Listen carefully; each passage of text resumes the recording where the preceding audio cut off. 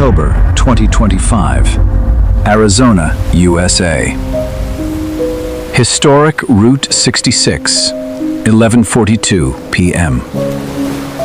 A cold wind swept across the empty highway. For miles, there wasn't a single person in sight. Only one old gas station called Black Creek Gas Station. That night, Jack Carter arrived for his very first shift. He was only 23 years old. He had just finished college, but with bills piling up and no money left, he had no choice but to take a night job. As the bus drove away, Jack called his best friend, Ryan Miller. "Hey man, I finally got the job." Ryan was silent for a few seconds. Then he asked, "Where?" Jack smiled. "Route 66, Black Creek Gas Station." The line suddenly went quiet. Ryan's voice changed. "Jack, you joking, right?" "No." "Don't stay there." "Why?" "I've heard some really strange stories about that place." Jack laughed. "You mean ghost stories?" Ryan didn't laugh. Instead, he said quietly, "If anything feels wrong, call me immediately." The call ended. Jack unlocked the office door. Everything inside looked ancient.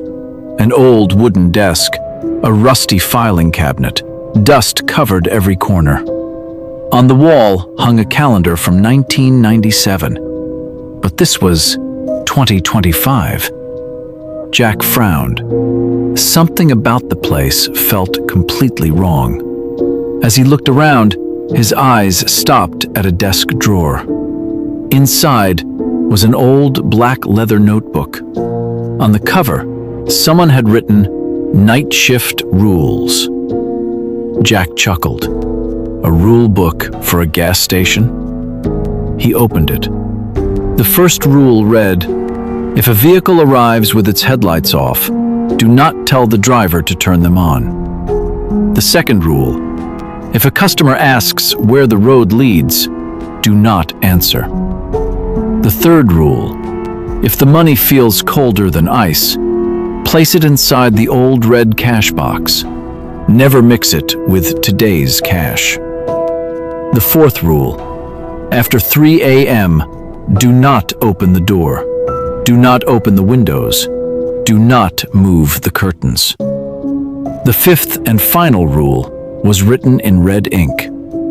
"If you hear a car horn after 3 a.m., it's already too late."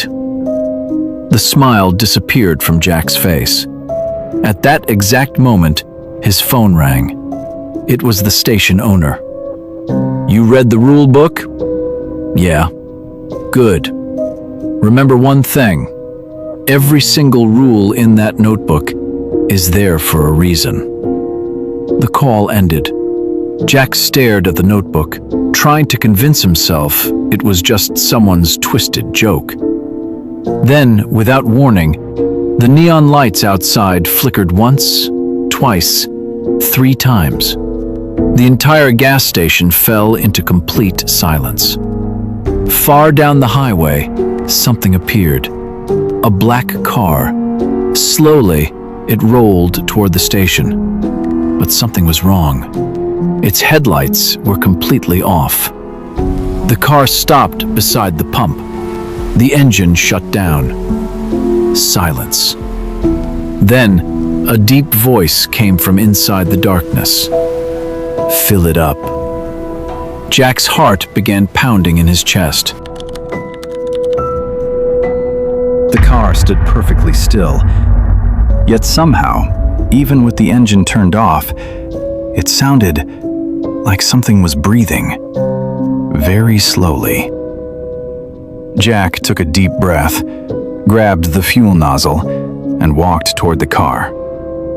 All of its windows were covered with dark, tinted glass.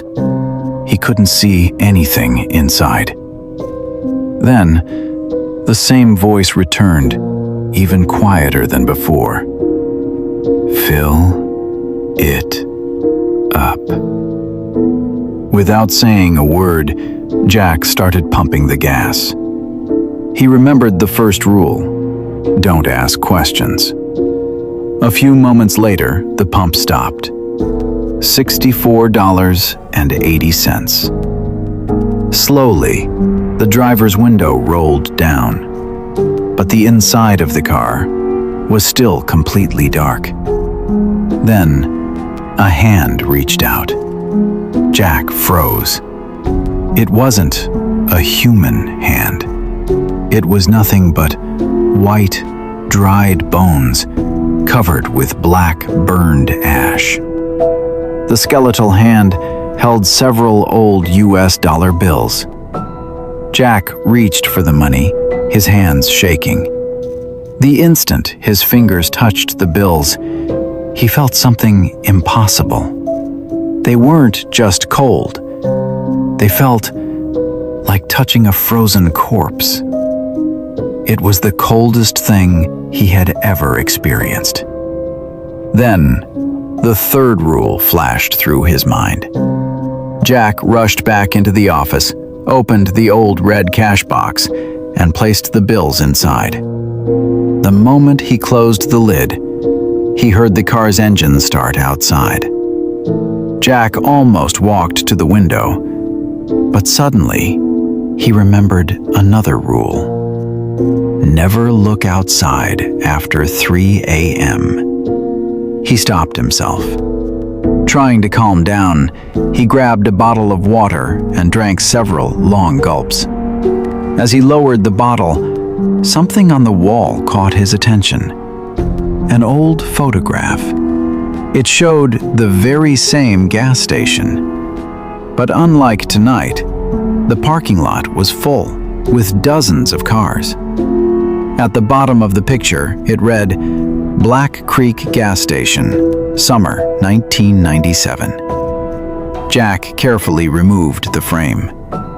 Written on the back in faded pencil were the words, "If they ever return, never look into their eyes." A chill ran down his spine. Just then, his phone rang. It was Ryan. "Jack, are you okay?" Jack told him everything that had just happened. Ryan stayed silent. For several seconds, he didn't say a word. Finally, he spoke. "I knew it." "Knew what?" "The Route 66 accident." Jack frowned. "What accident?" Ryan took a deep breath. 29 years ago, during a heavy storm, a school bus lost control on Route 66. 8 more vehicles crashed into it. 53 people died that night. Jack whispered. "And then?" Ryan's voice became shaky. "Not a single body was ever fully recovered. And before the crash, every one of those vehicles made one final stop. At Black Creek Gas Station." Jack almost dropped his phone. At that exact moment, the office lights flickered once, then again, then a third time. The room fell into darkness. A few seconds later, the lights came back on. Jack looked toward the glass door and felt his blood run cold. He wasn't alone anymore. Standing outside was a little girl. She looked about 10 years old. She wore an old 1990s school uniform. Her head was hanging low. Long black hair covered her face. Ryan shouted through the phone, "Jack, talk to me! What's happening?" But Jack couldn't speak. Slowly, the little girl raised her head. Her eyes were completely black, and an unnatural smile spread across her face. She lifted one finger and slowly wrote across the fogged glass, 3 o'clock. The moment she finished, she vanished. Gone. Jack rushed outside, but the parking lot was completely empty. No footprints, no little girl, nothing. He looked at his watch. 2:57 a.m. Only 3 minutes remained. Then, every light across the entire gas station shut off at once. Far beyond the thick fog, he saw headlights. Not one, not two, dozens of them. Slowly, they were moving toward the station. But something wasn't right. None of those vehicles actually had their headlights turned on. Yet somehow, their lights could still be seen. And at that exact moment, the clock changed to 3 a.m. To be continued. The clock struck 3 a.m. The very next second, the sound of dozens of cars slamming on their brakes echoed across the gas station. But something was terribly wrong. Outside, it was still completely dark. No headlights, no people. Yet somehow, he could hear engines idling, car doors opening and closing, and dozens of voices quietly talking to one another. Jack's heart was beating so hard he thought they could hear it outside. He remembered the fourth rule. After 3 a.m., do not open the door. Do not open the windows. Do not look outside. Jack sat silently in the middle of the office. 2 minutes passed, then 5, then 10. The strange sounds outside only grew louder. Then, someone knocked softly on the office door. Jack held his breath. A weak old man's voice came from outside. "Son, could you fill up my tank?" A few seconds later, another voice, this time a frightened woman. "Please, my child needs to get to the hospital." Then a little girl began crying. "Mister, please open the door." Jack's eyes filled with tears. The voices sounded so real that anyone would have opened the door. But he remembered the rules. He didn't move. Suddenly, every voice stopped. Complete silence. The entire gas station felt like a graveyard. Jack finally let out a slow breath. Then, he heard something inside the building. Footsteps. His face turned pale. No, there's no back door. The footsteps grew closer. Jack grabbed his flashlight and pointed it toward the back room. It was empty, but on the floor, there were wet footprints, as if someone had just walked in from the rain. The footprints led straight to the old red cash box. Jack slowly opened it. The old dollar bills were gone. Inside was an old car key. Beside it lay a folded piece of paper. On it were only 5 words. "We're still trying to find the road." Jack's throat went dry. Just then, the same black car slowly pulled up outside the office. This time, the driver's door opened by itself.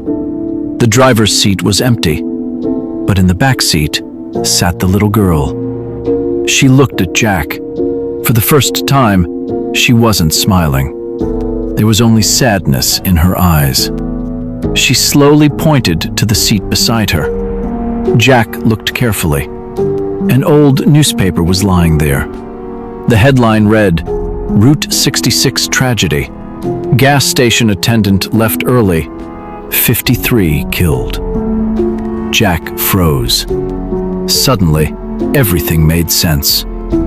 On the night of the accident, the station attendant had abandoned his post before his shift ended. If he had stayed, he might have warned the drivers. He might have saved lives. Just then, the office landline began ringing all by itself. Jack picked it up. It was the station owner. His voice was shaking. "Jack, "Don't look outside," Jack whispered. "It's too late." Silence. Then the owner spoke. "So, they gave you the key?" "Yes." The owner sighed. "That means one of them finally accepted that they were dead. Their journey is finally over. But the others will return every single night." Morning finally came. 6 a.m. The sun rose. The fog slowly disappeared. Once again, Black Creek gas station looked completely normal. Jack decided he was quitting. But just as he was about to leave, he noticed a brand new black notebook lying on the desk. He opened it. On the first page, only one sentence was written. "Night shift employee, Jack Carter." Then, right before his eyes, a second line began writing itself. "Tonight, 11:42 p.m., report for your shift." The notebook slipped from Jack's hands. He ran outside, jumped into his car, and started the engine. But when he looked at his GPS, there was only one destination: Route 66. Below it, the screen displayed estimated arrival, 11:42 p.m. That's when Jack realized he hadn't escaped Black Creek gas station. He had become part of its story. The end.